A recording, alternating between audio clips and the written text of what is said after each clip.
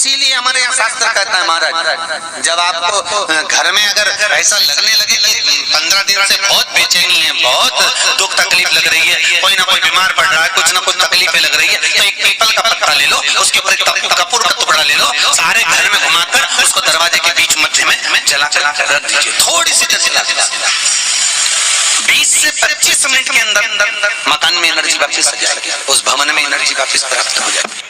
अमावस्या के दिन आपको लगता है कि हमारे पूर्वजों का उद्धार नहीं हुआ, हमारे पूर्वजों का कल्याण नहीं हुआ, कहीं अधोगति में कोई चला गया है, उसका बस एक बार, रोज नहीं जरूरत है, प्रतिदिन जरूरत ही नहीं,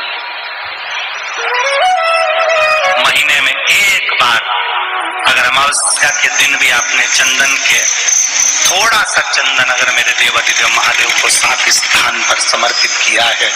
अशोक यहाँ पर वर्णन कर रही है, मेना धन्य और कला की कथा कर रही है।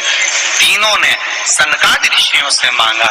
चंदन भगवान को अति प्रिय होता है और चंदन ही एक ऐसा होता है जो पितरों को भी प्रिय होता है, जिसका स्पर्श मात्र लगने से पूर्वजों का कल्याण हो जाता है। वो चंदन है। 7 स्थान शिवलिंग के बताए हैं, जहां पर धूल से भी अगर कोई चंदन की उंगलियां लगा देता है। 7 स्थान ऐसे हैं जहां चंदन की मात्र उंगलियां लगा देने से ही शिव पितृलोक के पितरों को मुक्ति प्रदान करके वैकुंठ लोक का निवास देते हैं। 7 स्थान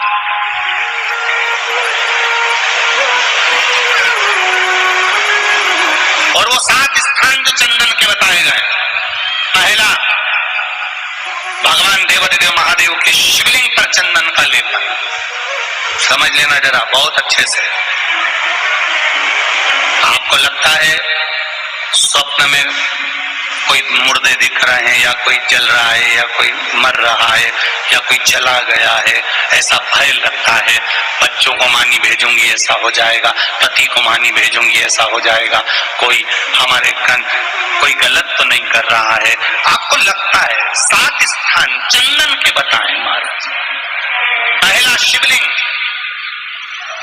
दूसरा जहां गणेश जी का स्थान है, मालूम है ना सबको, जम के बोलो जरा, मालूम है ना सबको, जहां गणेश जी का स्थान है वहां अलग से गणेश जी बैठे, वहां नहीं। शिवलिंग में जलाधारी के ठीक सामने राइट में गणेश, लेफ्ट में कार्तिकेय, बीच में अशोक सुंदरी। तो पहला चंदन बाबा के शिवलिंग पर, दूसरा गणेश जी पर चंदन की उंगली, तीसरा षडानंद कार्तिकेय पर चंदन की उंगली, चौथा अशोक सुंदरी पर चंदन की उंगली, पांचवा जलाधारी पर चंदन की उंगली, छठा जो शिवलिंग का जल बह रहा है इसके ठीक विपरीत की ओर चंदन की उंगली, और 7वां चंदन नंदी के मस्तक के ऊपर जो 2 सींग लगे रहते हैं उस पर चंदन की उंगली। ये कब लगाई जाती है? या तो अमावस्या के दिन आपको लगता है कि हमारे पूर्वजों का उद्धार नहीं हुआ, हमारे पूर्वजों का कल्याण नहीं हुआ, कहीं अधोगति में कोई चला गया है, उसका बस एक बार, रोज नहीं जरूरत है, प्रतिदिन जरूरत ही नहीं,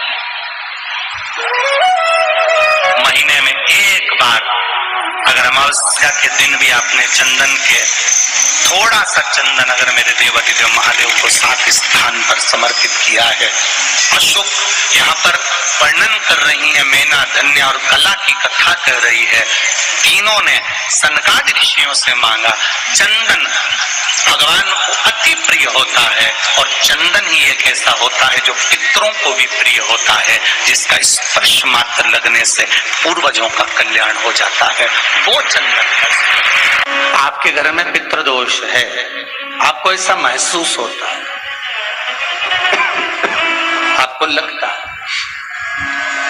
तो किसी भी नवरात्रि के पहले जो अमावस्या पड़ती है, मान लो अपन अमावस्या पड़ी है, आप एक अंदाजा लगाइए, तो दिन अमावस्या रहे उस दिन चावल की कटोरी में एक कपूर का टुकड़ा रख दीजिए महाराज, छोटा सा, और कपूर का टुकड़ा रखकर उस कपूर को दरवाजे के बाहर कटोरी में ही, चावल रखी हुई कटोरी में ही उसको पितरों का स्मरण कर कर जला दीजिए।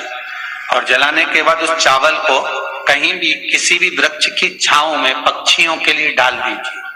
शिव महापुराण की कथा कहती है, अगर मान लो पितर आपको कष्ट दे रहे हैं, पितर आपको तकलीफ दे रहे हैं, कोई काम नहीं होने दे रहे हैं, या कहीं आपको ऐसा लगता है कि पितरों का दोष है, तो वो पितृ दोष देवी, अब ये जो आप करेंगे ये कब कर रहे हैं? अमावस्या के दिन आप उसको रख रहे हैं। अमावस्या के दिन उसको रखकर रात भर आपने रखा कपूर के साथ में, सुबह एकम पड़ गई, नवरात्रि लग गई, उसी दिन उसको जलाकर आपने पटक दिया।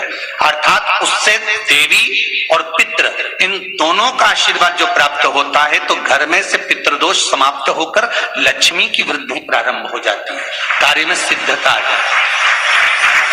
मान लो अगर पितृदोष है तो करो, नहीं है बड़े अलमस्ती से रहो, तो ये पितृदोष का स्मरण है। तो यहाँ शास्त्र कह रहा है कि पितरों का जो लोक होता है, पितर जो लोक होता है, उस पितृलोक में 64 योगिनियां प्रवेश नहीं करती। शिव महापुराण कर रही है, शंकर की कथा कर रही है। एक छोटा सा उपाय अवश्य करिए।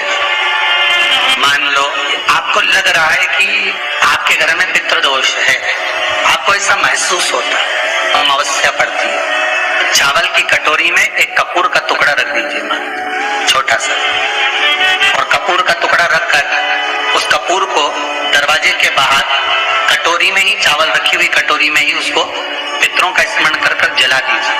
और जलाने के बाद उस चावल को कहीं भी किसी भी वृक्ष की छांव में पक्षियों के लिए डाल दीजिए। शिव महापुराण की कथा कहती है, अगर मान लो पितर आपको कष्ट दे रहे हैं, पितर आपको तकलीफ दे रहे हैं, कोई काम नहीं होने दे रहे हैं, या कहीं आपको ऐसा लगता है कि पितरों का दोष है, तो वो पितृ दोष देवी, अब ये जो आप करेंगे ये कब कर रहे हैं? अमावस्या के दिन आप उसको रख रहे हैं। अमावस्या के दिन उसको रखकर रात भर आपने रखा कपूर के साथ में, सुबह एकम पड़ गई, उसी दिन उसको जलाकर आपने पटक दिया। अर्थात उससे देवी और पितृ इन दोनों का आशीर्वाद जो प्राप्त होता है, तो घर में से पितृदोष समाप्त होकर लक्ष्मी की वृद्धि प्रारंभ हो जाती है। अमावस्या के दिन प्रदोष काल में, प्रदोष के समय पर, प्रदोष काल में शाम के समय पर जाकर किसी भी नदी, तालाब, बावड़ी, कुआं, कहीं ना कहीं जो आपके पास में हो, वहां पर एक घी का दिया, बत्ती का मुंह दक्षिण की ओर कर कर अवश्य जलाकर आ जाना, सारे पितृदोष समाप्त हो जाएगा। अगर नदी, तालाब, बावड़ी, कुआं नहीं है तो पीपल का वृक्ष हो या बेलपत्री का वृक्ष हो या वट का वृक्ष हो, उसके नीचे लगा दो प्रदोष काल में। पर अमावस्या के दिन लगाएं जरूर। क्यों? क्योंकि अमावस्या 16 दिन तक पितृ मृत्यु लोक में आने के बाद में भोजन ग्रहण करते हैं। अमावस्या के दिन पितृ शाम के समय प्रदोष काल में शंकर भगवान का नाम जाप कर कर नदी, तालाब, बावड़ी पर पानी पीने जाते हैं।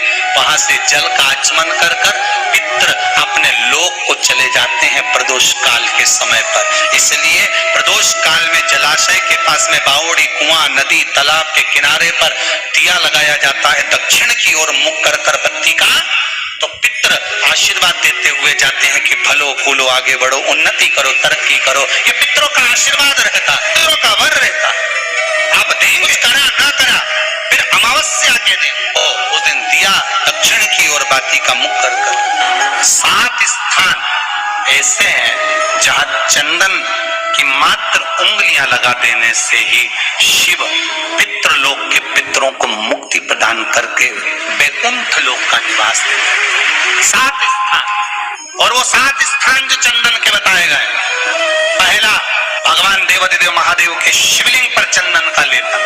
समझ लेना जरा बहुत अच्छे से।